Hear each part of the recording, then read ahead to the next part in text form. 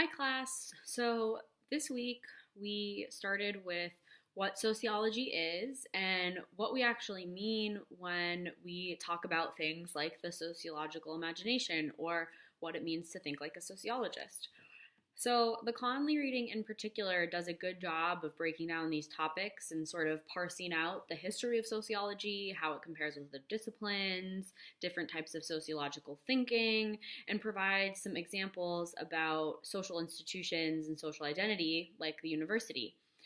Um, our reading that focused on college students and how they use Facebook also is one of sort of those like applications of how we might think about the sociological imagination. So, using sociology and social theories to think about how people in this particular university context um, develop their social identities and then sort of perform their social identities on communication mediated technologies like Facebook.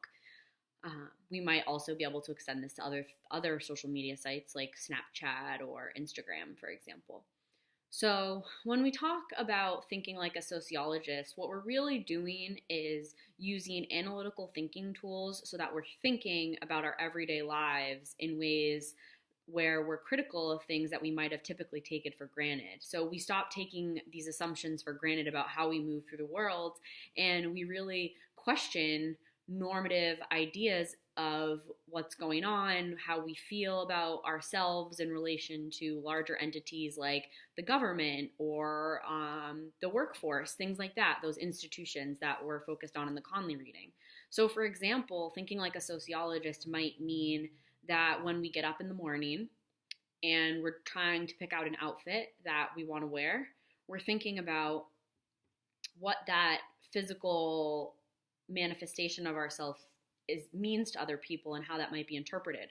So if we're using gender, for example, as like the social topic that we're thinking about, so to not be thinking like a sociologist, just to think like how you normally would, you just get up, you maybe look at what the weather is outside, and you pick an appropriate outfit for the weather and for what makes you feel good or what activities you have planned that day. You wouldn't put on a three-piece suit if you were going to go run a marathon.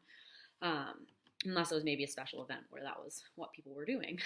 But so when we're thinking sociologically about gender and about what we're wearing, we might look in the mirror and say, well, what does it mean that I choose to wear something with frilly lace on the collar that's a men's shirt with frilly lace rather than a jeans and a t-shirt, for example? One, jeans and a t-shirt might be considered more traditionally masculine. It doesn't have all these frills. And then the lace and frilly lace might be considered to be feminine. And so that might mean that that particular man who wears the frilly lace shirt might be considered to be effeminate and less masculine than the guy who's showing up to class in a t-shirt and jeans. So by thinking about those choices we make and how that matters for how people perceive our gender or our sexuality or our race or our ethnicity, that's thinking sociologically about our everyday life. So, in this little bit that I just mentioned, I talked a little bit about social institutions like the workforce and the government. And so, a social institution, as defined in the Conley Reader, is a complex group of interdependent positions that together perform a social role and reproduce themselves over time. They shape the behavior of groups and individuals within it. So if we use the university or college as our context, so that's our social institution. We could think about it at large, so all universities, or we could think of it smaller regional universities, so all universities in Arizona, for example. But largely, the university is an institution. It has this goal of producing and reproducing knowledge. You get credentialed through going through the process where you have these economic benefits after, where you make more money because you have a bachelor's degree or you have access to jobs that you otherwise wouldn't have access to. So it works in that it sort of perpetuates itself because it justifies itself through giving these credentials to people and then they go out and they get jobs. And so in that way, it's not like all of a sudden a college degree doesn't matter. That would be the case if there were maybe a revolution. or some sort of huge social upheaval, but generally these institutions have a certain amount of power and produce ideas and notions that hold themselves constant pretty much over time. But that's why in sociology, sometimes the historical context matters, right? So the social institution of a university wasn't always accessible to all people. So women were not allowed in college and universities for a long time. People of color were not allowed in colleges and universities. People with different types of disabilities still sometimes have trouble accessing college and universities because they're set up in very particular ways for particular types of learning. So they have this way of perpetuating themselves and keeping themselves in power. So there's a few sociology theories that are modern that this reading talked about. It went through some of the history before it talked about the modern theory. So that history is important. It's not integral to this class. I'm never going to ask you questions about specific theorists and times when they were doing research and how that matters for sociology now. Like, I will want you to know sort of basics of maybe how some of these theorists are connected to modern theories, but I won't ask you specific questions on any tests or anything. I just want you to get a good grasp of the overarching view of like what sociology is and what some important theories are. We have a specific theory class that if you're a sociology major and you choose to do that, you'll have to do that as a required course, but that's not the goal for this 101 course. So moving into sort of the modern sociology theories, these are really important to know moving through the class because they'll largely be ways that we think about the readings and conduct our discussions, and they'll be really important to your papers. So functionalism basically says that social institutions serve particular functions to keep society running. So the university has a particular function. It's to educate people beyond the high school level to get jobs such as nurses, doctors, lawyers, things like that. So that institution is really, you wouldn't necessarily, if you wanted to be an electrician or a carpenter, going to university might not be the best decision because those aren't the skills that a university provides people with. In that case, you might go into a trade school. And then so trade schools serve the function of training people to be engaged in trade work. Conflict theory comes out of Marxism. So you read a little bit about Karl Marx in this reading. And it's basically the idea that there's always conflict between competing interests. And this is just the basic force of social change in society in general. So people are kind of always vying for power and resources. In Marx's case, it was economic power. And so you had the bourgeoisie, the rich, wealthy, owners, so they own the means of production, they own the factories, they own the tools, etc. And then you have the proletariats, the workers. And the workers don't own any of these things. All they own is their bodies and their labor. And so they give their labor to the bourgeoisie in return for money. But they're constantly at conflict with one another because the bourgeoisie has so much power, and so there's always this vying for power and position.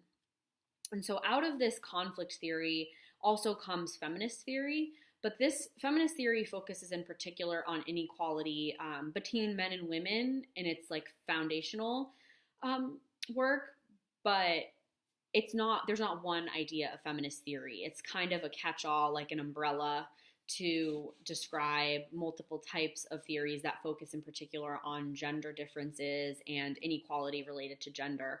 So you might have some that focuses specifically on differences between men and women and with a more essentialist perspective on gender, that there are two genders and that's it. But more contemporary feminist theories also take into account how gender has changed and how we have folks who are gender non-binary and transgender, and so how that shifting of how we think about what gender roles are and what constitutes gender are changing. So feminist theory is kind of a broad umbrella for a number of different theoretical perspectives that encompass the ways we think about conflict in relation to gender. So symbolic interactionism is another important theory. It's a micro-level theory. in which people's shared meanings and orientations and assumptions about people's actions are made through interaction. So people having conversations with one another, or organizations maybe interacting with one another, are how we produce meaning. So when we talk about what our pronouns mean, for example, in our introductions, how does that make meaning for how we think about ourselves and ourselves in relation to other people? Like if you use he, him, his pronouns and you identify as a man, how do you make meaning of your manhood and of your masculinity? How does that matter for the decisions you make about what you put on your body to wear to work in the morning?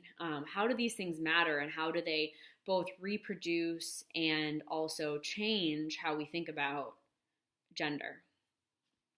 Most of my research uses a lot of symbolic interactionist theory because I focus on talking to people through interviews and observing them in their social context to sort of understand how they make meaning of their identities, especially their political identities, in relation to current political positions that they have or that they're developing, and what the environment is now. There's also what is called postmodernism. So that's a condition. I took a course when I was an undergraduate called Postmodernity in Politics, and we spent the first 2 weeks just defining postmodernism. It's not easy to define, and it's a little bit complicated because it is a really critical theory, and it's a really big theory. It's a condition, right? A condition is more than just an idea. It's a way of being. So it's a condition characterized by questioning the notion of progress in history, and it's a replacement of narrative with pastiche and multiple, perhaps conflicting identities resulting from disjointed affiliations. So what does that actually mean? So postmodernism goes really, really well with social constructionism. So in postmodernism, there's facts and ideas about what we have are always up for debate. We're always critical of them. So we think about the scientific method. I'm really into science. I wanted to be an engineer. I wanted to be a biologist for a long time. I don't know if you can see it, but I have a Charles Darwin tattoo on my arm. I'm really into, kind of a nerd when it comes to science. And so I believe myself in evolution and in scientific progress and the importance of scientific progress. But as a postmodernist myself and someone who believes in social construction, I also think about the ways that the science itself as a discipline and the scientific method is socially constructed. It wasn't that all of a sudden people magically were endowed this book from the sky that said this is what science is, this is how you do science. It's something that people over time created and developed, and people have the intellect to communicate, like humans communicate in really important ways. And so through this communication, they began to write, to talk, to discuss, and create science. So in some ways, science is socially constructed. And so with postmodernists, they would say that that means that scientific facts are up for debate and that nothing is ever really totally true or solid. And while I think that it's important to be critical, I think that also science research is important and it's not fake. There are things that we can know about the world, that we can know about ourselves, that we can know about how things work through doing research and through social science, as well as biological and chemical sciences and whatever else you might do. And so I think I fit somewhere into this final theory that we're going to discuss, which is mid-range theory, which is a theory that sort of, it takes postmodernism seriously and it thinks about social constructionism, but it also says that we can predict certain things about how social institutions function, so how the world works. We can make inferences, we can observe, we can do studies, we can do social science to get an idea of how things like the university or the government or school systems work and how they produce particular social outcomes for people. And so there's two major forms of sociology, microsociology and macrosociology.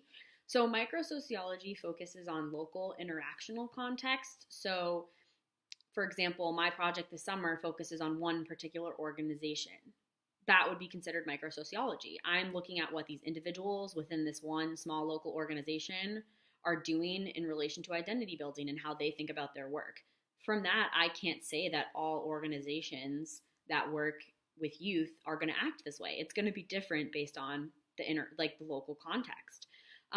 Macro sociology, on the other hand, tries to understand these social interactions on a larger scale. So, for example, between nations. So thinking about how society functions in the United States versus in Canada, that would be macro sociology. Those projects tend to be more quantitative based, or I don't know how many of you have heard of big data, but using tools online to scrape information and to get data to look at these big, huge populations of people. And when you do that, you're able to make predictions about how larger scale things like nations or regions or continents might function. So, and often sociologists will engage in both of these. Typically, people kind of will fall a little bit into one camp or the other, just based on the type of research that they like to do or what their research methods can say. Because I know that like my methods, doing predominantly field work through interviews and focus groups and observation, that can't speak to these huge forces like a whole country. That's just not possible. So in choosing that method that I enjoy doing, I can only go so far with the scientific arguments I make. If I felt as though I wanted to field a survey, like develop my survey and send it to millions of people, I could make bigger arguments. I could say, if I sent it to every youth organization in the country, if I was able to find that list of organizations and send a survey out and get information about how every youth worker thinks about their work, then I could make these macro sociological arguments and say, hey, in the US, youth workers think about their work in this way. So in the reading that we did on Facebook and these like Facebook performances, this is an example, a really salient example of micro sociology. So I'm just kind of going to leave you guys with some questions to think about. Maybe you decide that you want to write about this in your open-ended discussion post. Maybe it's something that you think about in relation to your paper and coming up with ideas.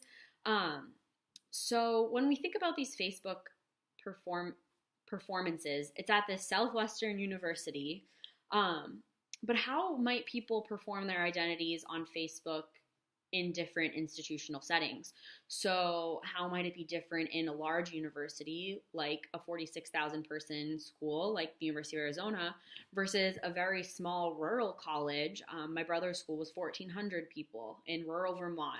How might people in these institutional contexts perform identities differently or similarly? How can we think about that? How does the context matter for what people think is socially important or socially unimportant, and how does that matter for how they choose to perform their identities?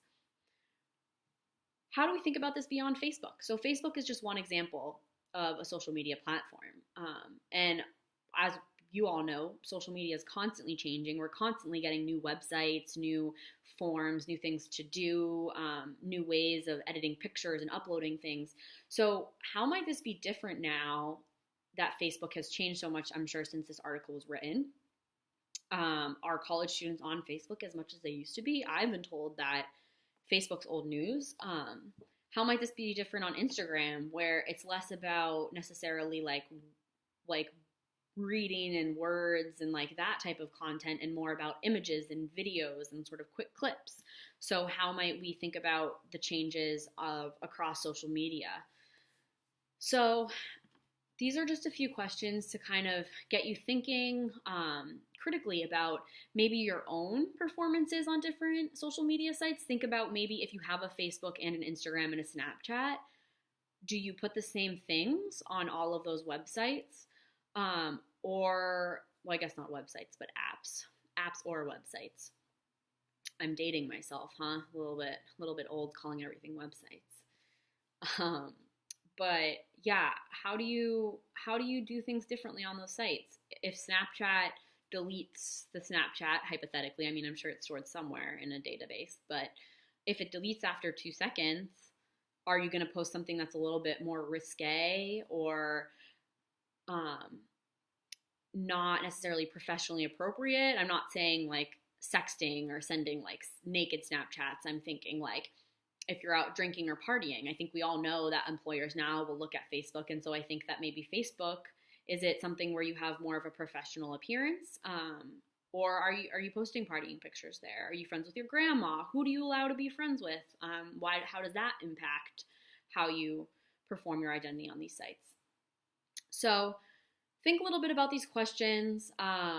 I really look forward to talking with you all this week about the sociological imagination and how we think about the different types of social issues that we can apply this to, and get some ideas going to maybe start thinking about your papers, because this is kind of the foundation for what your papers are going to be about, is taking this sociological thinking and the sociological imagination and applying it to an issue that matters to you and that you spend a lot of time thinking about.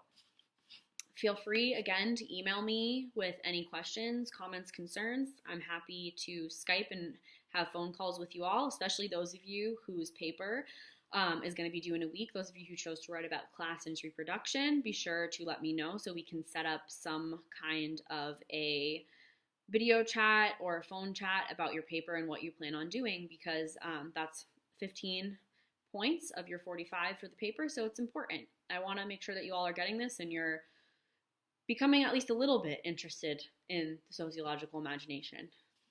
All right, have a good rest of your week, everyone.